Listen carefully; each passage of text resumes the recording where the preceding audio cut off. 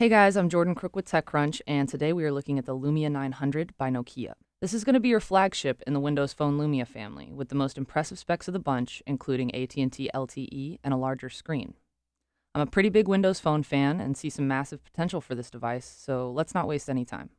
The Lumia 900 is 5 inches tall, 2.7 inches wide, and 0.45 inches thick. It's got a nice matte finish, rounded edges, and a flat top and bottom. This is definitely a bulkier, thicker phone than we're used to seeing.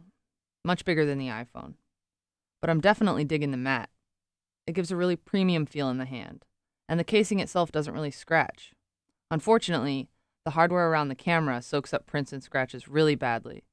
The Lumia 900 has the standard 3.5mm headphone jack on the top left. Micro USB is square in the middle, and SIM access is on the top right. Along the right edge of the phone, you'll find a volume rocker, a lock button, and a shutter button.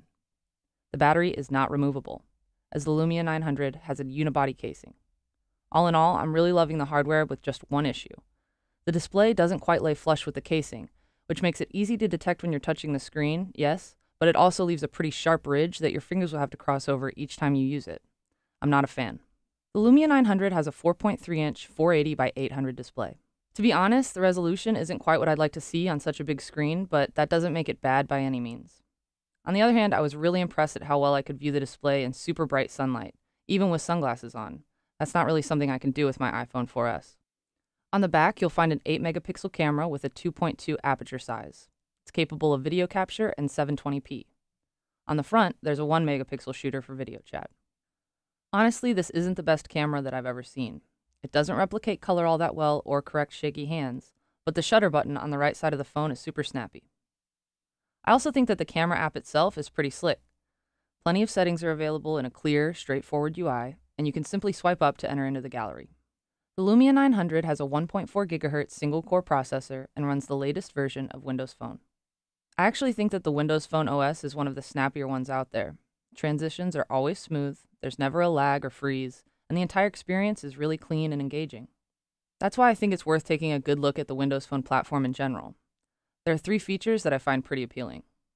The first would be the People and Me hubs. They actually refreshed my will to network. The People hub lets you check in on any one of your contacts across all of the social networks, or you can just read through what's new. Me is more of a hub to post status updates and check notifications. I also think Local Scout is a pretty smart feature.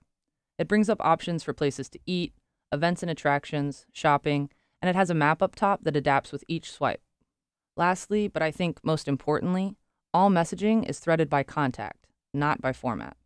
So I can send a text to Chris, and if he's on Facebook, I can switch directly to Facebook Chat or Windows Live Messenger within the same thread. It never skips a beat. The Nokia Lumia 900 is available exclusively at AT&T on April 8th for $100 on contract.